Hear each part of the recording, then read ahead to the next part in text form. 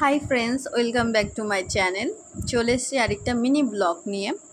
এটা ছিল আমি এক জায়গায় বেড়াতে যাচ্ছিলাম, কোথায় যাচ্ছি সেটা আমি তোমাদের সাথে পরে শেয়ার করবো। প্রথমে দেখো যশোর রোড, মানে আমাদের রাস্তা দেখিয়ে দিয়েছি। তারপরে আছে একটা সৎসঙ্গ মন্দির, এটা রাস্তার ধারেই আছে। তোমরা যশোর রোডে যদি আসো আমাদের বর্ডার সাইডে, তাহলে অবশ্যই দেখতে পাবে এই মন্দিরটাকে।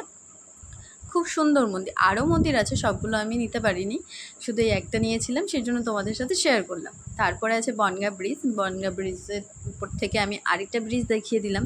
বনগাঁ এমন একটা জায়গা, রাত্রে ঘুরতে তো খুবই ভালো লাগে, দিনের বেলাও মোটেও খারাপ লাগে না, রাত্রেবেলাটা বনগাঁটা আরও সুন্দর লাগে। তোমরা যদি এসে থাকো তাহলে অবশ্যই দেখতে পাবে। বনগাঁ মানে ভালোবাসার শহর। এখান থেকে দেখো আমি তোমাদের দেখিয়ে দিচ্ছি, পাশে আরেকটা ব্রিজ আছে, ব্রিজের নাম আমার মনে থাকে না, কিন্তু আমার বনগাঁ ঘুরতে বহুত ভালো লাগে। তোমাদের কেমন লাগে অবশ্যই কমেন্টে জানিও আমাকে। আমি কোথায় যাচ্ছি সেটা আমি সবার শেষে বলবো।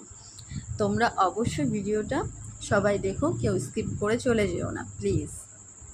এরপরে দেখো আমি এখান থেকে বনগাঁর এখান থেকে কোথায় যাচ্ছি সেটাও তোমাদের সাথে শেয়ার করে নেব।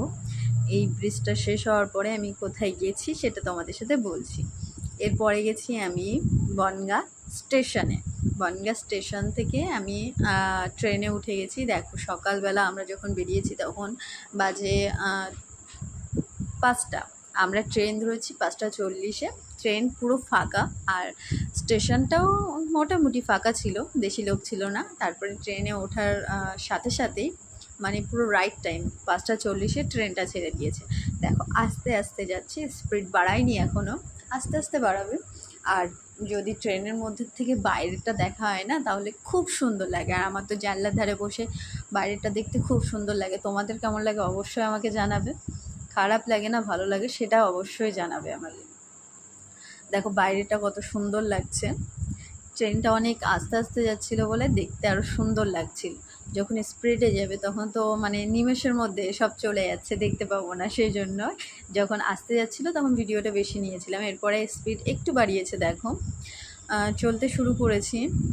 খুব ভালো লাগছিল যে অত সকালবেলা বেরিয়েছি। আমি আর মা বেরিয়েছিলাম, আরও কিছুজন আসার কথা ছিল, মাসি মেসো মামা মামি আর মামাদের বাড়ির ওখান থেকে কিছু মানুষে, সবাই মিলে যখন এক জায়গায় হচ্ছে তখন তো খুব ভালো লাগছিল, খুব মজা হচ্ছিল যে সবাই মিলে এক জায়গায় হচ্ছি, ঘুরতে যাচ্ছি, মানে ওটার মজাটাই আলাদা ছিল।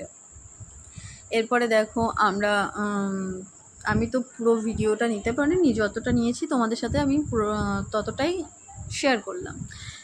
কেমন হয়েছে অবশ্যই আমাকে জানাবে। এরপরে দেখো ট্রেনটা অনেকটাই দ্রুত চলতে শুরু করেছিল, আর বাইরেটা দেখো কেমন কুয়াশা হয়ে রয়েছে।